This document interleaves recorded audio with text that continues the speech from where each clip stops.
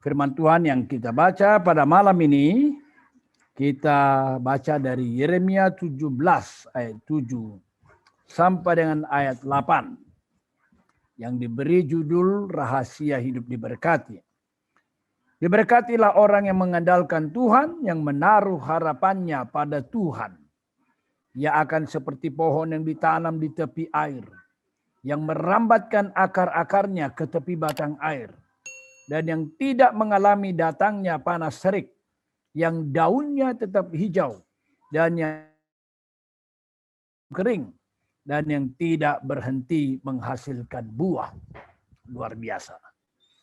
Semua orang ingin diberkati, hidup bahagia.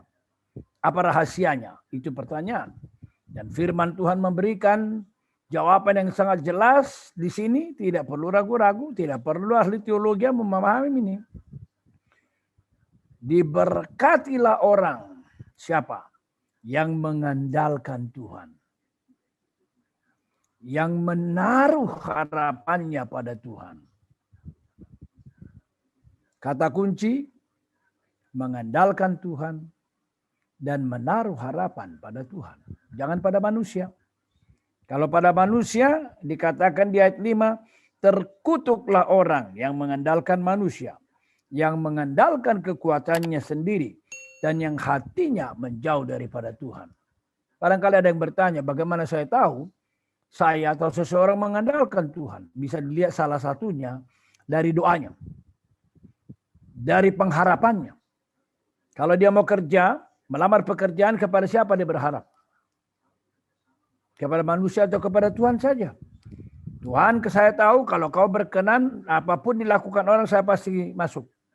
Tapi kalau kau tidak berkenan, apapun yang saya lakukan, saya tidak bisa masuk. Disitulah doa menjadi sangat penting. Doa pribadi, doa keluarga, doa teman, doa. Dan bila kita terus-menerus mengandalkan Tuhan, Tuhan tahu apakah kita mengandalkan Dia atau tidak.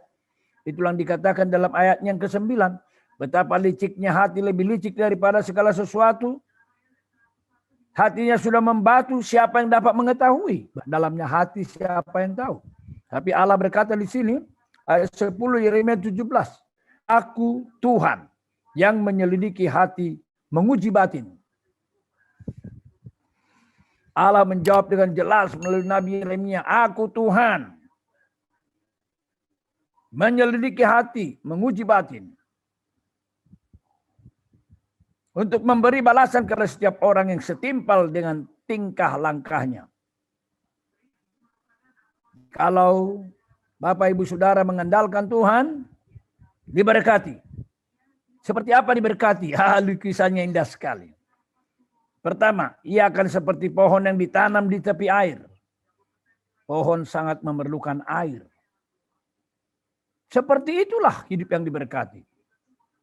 Yang kedua, merambatkan akar-akarnya ke tepi batang air. Karena dia sangat memerlukan air sumbernya. Dan akarnya merambat ke sana. Berarti artinya di sini, orang mengandalkan Tuhan melekat langsung dengan sumbernya. Akibatnya yang ketiga, tidak mengalami datangnya panas terik. Panas terik mungkin datang. Bisa datang. Kesulitan, kesusahan, pandemik, sakit penyakit. Tapi jika mengandalkan Tuhan, dikatakan di sini, tidak mengalami datangnya panas terik. Jika Tuhan berkenan, Tuhan sanggup menyingkirkan segala macam penyakit. Yang keempat, daunnya tetap hijau. Panas terik datang, tidak mengalami. Daunnya tetap hijau. Keempat. Yang kelima, tidak khawatir dalam tahun kering.